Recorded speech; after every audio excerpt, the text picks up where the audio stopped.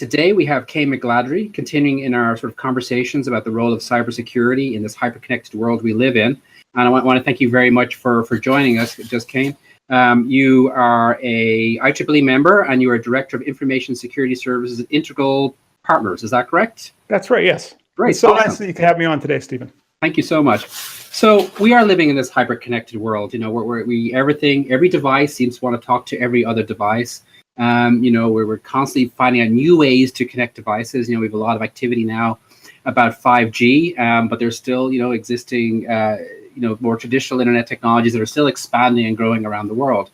So, and part of when you connect everything together, of course, cybersecurity is very much a priority. But in the research for this, I saw that you had a very interesting sort of analogy. You compared the way most organizations treat cybersecurity as running away from zombies. What do you mean by that? So the zombie analogy actually works two different ways. The first way is that anyone who's watched a zombie movie lately, ever since Romero, actually, you do not have to necessarily be the smartest. You do not have to necessarily be the fastest. You don't have to be the best, especially if you watch The Walking Dead. Not necessarily all the best candidates move forward in their zombie-based version of Survivor.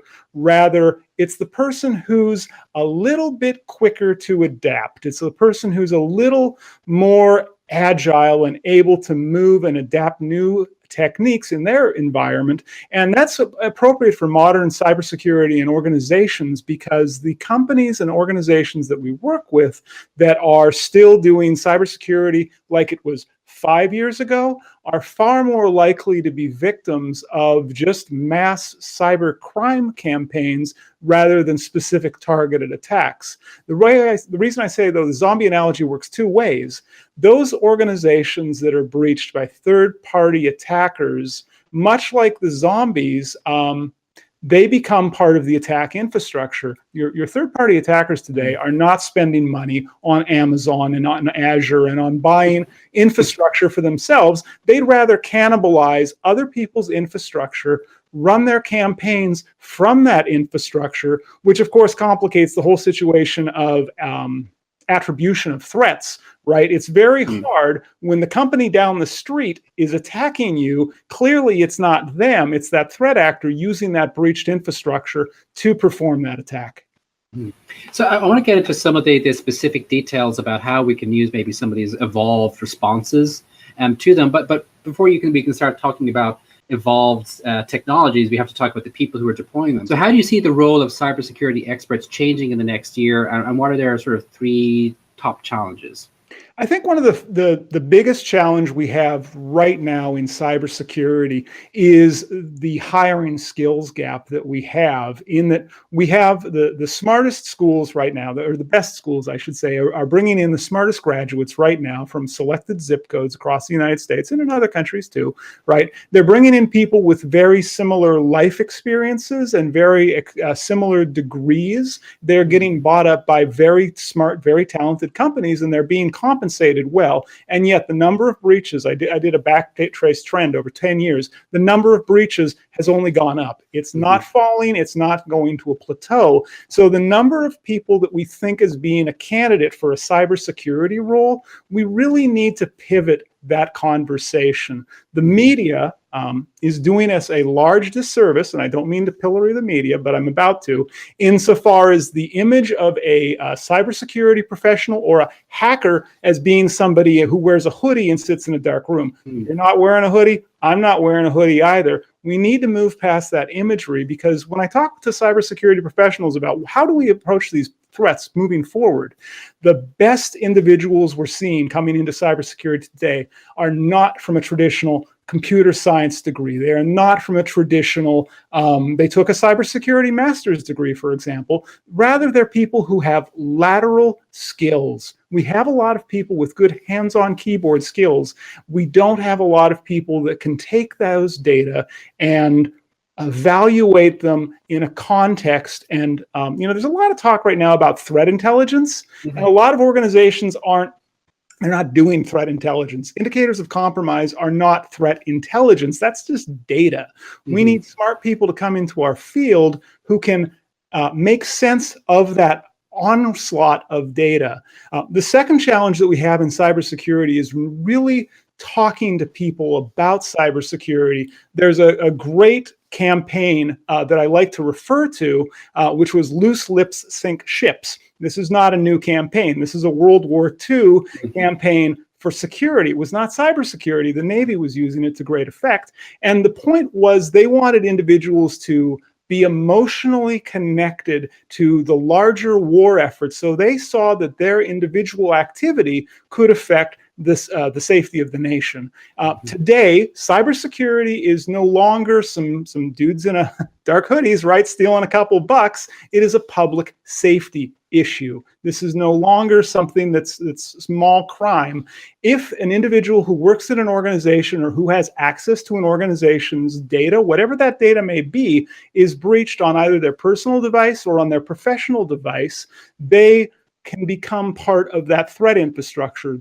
And that is a material risk to organizations. And yet most people, you talk to them, they say, well, I don't have enough money. I'm not interested. Nobody's going to come attack me. They're going to go after some other company. I'm just somebody who works in accounting. Wow, you've got a lot of access to some interesting data. Right. People need to have that emotional understanding that they have a vested interest in both their personal cybersecurity as well as in their organization's security stance.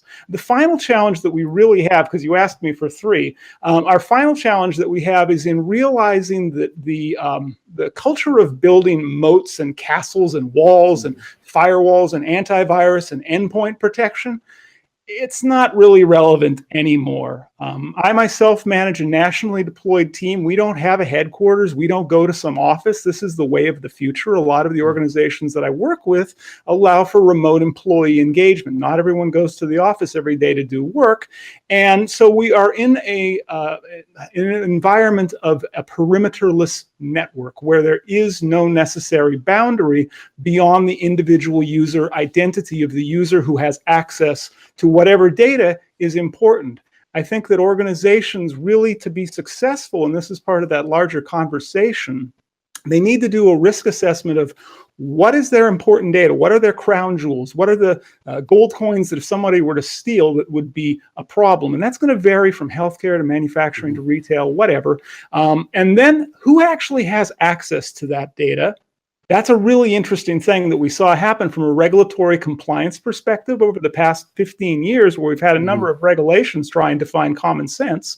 But beyond that initial access, what else do they happen to have access to that they shouldn't have access to? You can call this least privilege, you could call this zero trust, but that's the challenge, is that in realizing we can't just buy the latest shiny box that says endpoint protection, antivirus, firewall, and hope that we're going to be secure. Because as those individuals, like I said, if they're compromised on a personal device, the attacker is going to move laterally. They're going to compromise internal assets. And as we've seen, once they have that toehold, they can move east-west and be able to acquire more privilege until they can steal and exfiltrate whatever those assets are. So there's a lot to unpack there. We're going to go to some detail, but I did want to, the first thing you were mentioning there, I'm talking about the diversity of backgrounds. I mean, this is where, we often, when we talk about diversity, sometimes the response we get back is, well, we should just hire the best people and we should just not care about anything, hire the absolute best people.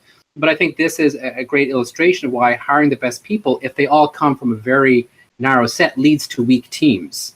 And I agree. And that's stretching your view out a little bit, does have value, has value in it. Because after all, the attackers are not, some of them come from these sort of very narrow high-end schools, but a lot of them don't. And yet they do seem to be doing pretty well because they're working in these very organic teams. They're coming out with ideas and so on. So I think that's a great illustration of how diversity does have real practical sort of value.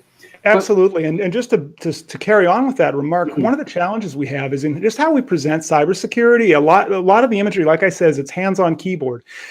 I don't work hands-on keyboard anymore. It's been years since I've had that pleasure. As a director, I manage and I'm responsible for teams. So I have to employ a lot of soft skills. And that's a focus that is unfortunately really minimized when we talk about cybersecurity. It's all about APTs and IOCs and TLAs because we love three-letter acronyms. Nothing is about you need a project manager to do this stuff. Nothing is about, you need to actually have a sales engineer if you're in a company who can actually have soft skills and relate to people, or maybe somebody who can run a technical support or a customer success organization at a cybersecurity firm. These are organizations where you do not have to be hardcore technical, hacking your first computer at age 8. These are instead skills where, like you say, if we diversify the number of individuals we bring in and just don't say, just build the best team, let's also build a best team that's fit for purpose. The person who is a director does not have to be the hands-on keyboard hacker. The person who's the hands-on keyboard hacker, yeah, absolutely, hire the best there. But your project manager, if they can talk about it, if they can understand it, it's good enough.